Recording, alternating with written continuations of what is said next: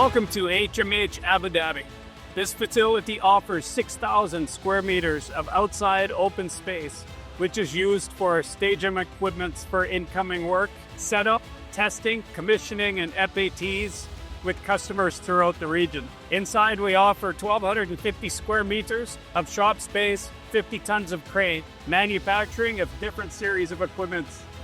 My name is Carlo Fuentes. I'm workshop supervisor. We are a team of people from many places on the world. So we are a multinational team with a lot of experience. We are covering the region. People which are required to support the equipment are calling us, and we are able to give support to our customer and the equipments 24/7.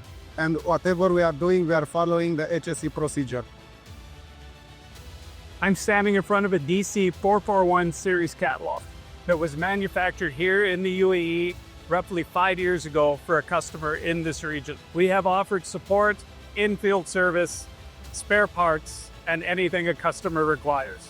This unit is currently in for a yearly inspection, required maintenance. We aim to turn these units around within the 30 to 45 day time period.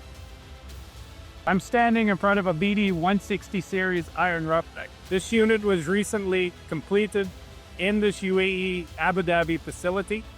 It will be heading to a client in the next few days.